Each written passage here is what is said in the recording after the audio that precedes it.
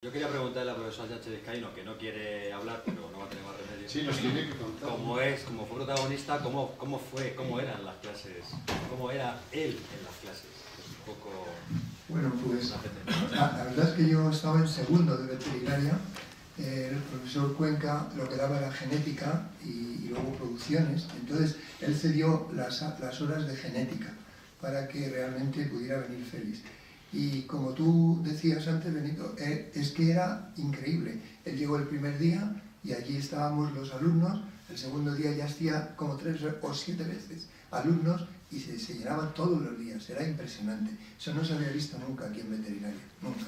¿Y por qué tenía ese don?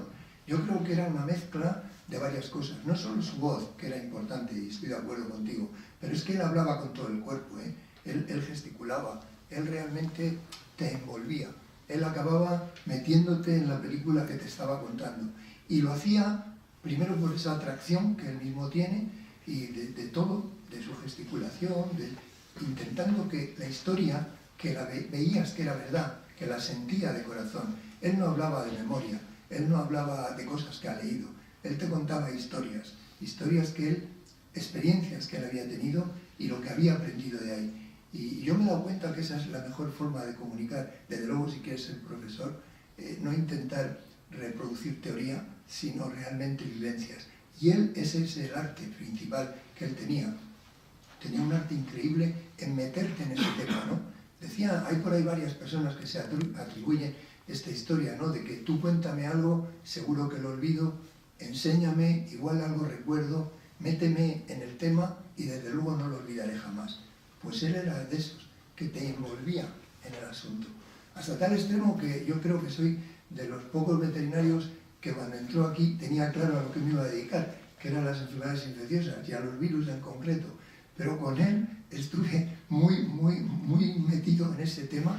Desde luego, la teoría del troquelado, que entonces, como tú dices, no la conocía nadie, a Konrad Lorenz no sabía nadie quién era, el tipo nos la enseñó a todos. Yo creo que no hay ni un solo persona de mi generación, de aquel año, que no sepa eso.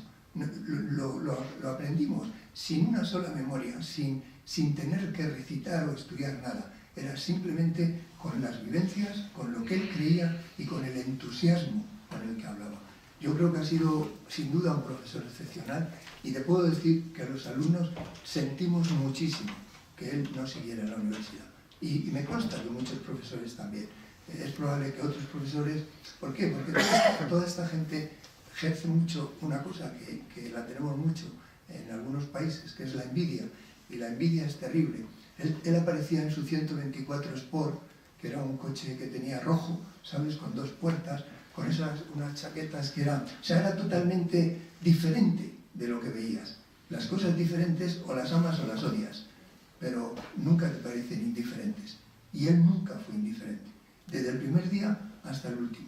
Y desde luego yo soy un fan absoluto, aunque seguí dedicándome a los virus.